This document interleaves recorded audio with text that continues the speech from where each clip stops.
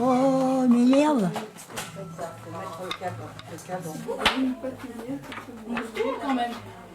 C'est quoi ça?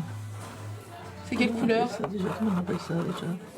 Il y a un fruit qui a cette couleur. L'abricot. Simone, Marie, Jacques, tous souffrent de la maladie d'Alzheimer. 2 après-midi par semaine, le personnel soignant met en place une séance de jeu pour ses résidents hébergés en unité de vie protégée. Leurs symptômes sont déjà très avancés. Aucune règle du jeu, ça ne serait pas possible. Seul compte la découverte, s'approprier des objets ludiques adaptés à la mémoire défaillante, aux gestes hésitants. Mais par exemple, Monsieur de Vessières, il était un petit peu agacé tout à l'heure et en le guidant un peu, là, il est plus détendu. En même temps, il reste, il n'est pas parti, il n'a pas bougé de sa chaise. Donc, en général, ils sont un peu plus apaisés à la fin de la séance, hein. Ou un peu plus éveillés, ou un peu plus endormis. Ça dépend. Le jeu, proposé comme thérapie non médicamenteuse, une expérience scientifique baptisée Ludime, imaginée par le Centre de formation au métier du jeu de Lyon. Malgré les réticences, la crainte d'infantiliser les résidents, tous ici ont testé, tâtonné pendant 4 mois l'année dernière. Là, vous sentez? Oui, Est-ce que c'est agréable? c'est agréable. C'est agréable.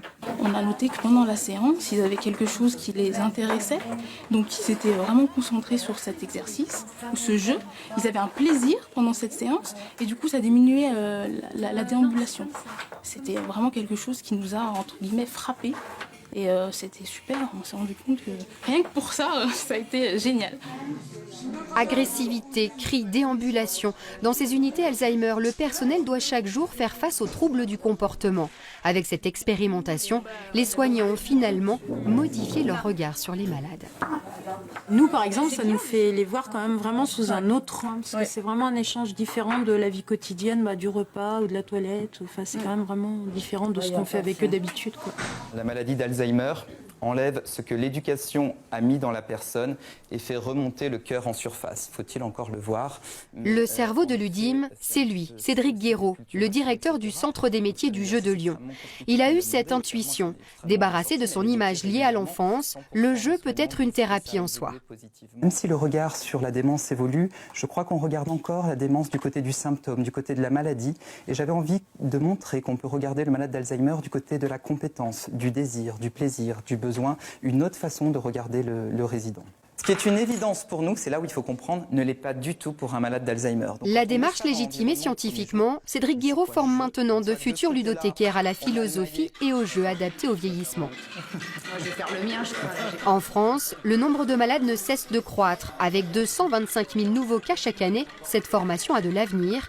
À leur tour, les ludothécaires sont prêts à changer de regard. Le laisser-faire, c'est super important, quoi, non. Et de ne pas être toujours là en train de diriger, en train d'amener un peu son savoir quelque part. Et de vraiment, ça s'appelle du respect, tout simplement, de respecter la personne qu'on a en face de nous. Tout simplement, quoi. Enfin, c'est de l'humain. 290 maisons de retraite vont déployer le cadre Ludime dans leur unité protégée cette année. Une nouvelle réponse au défi social que représente Alzheimer aujourd'hui.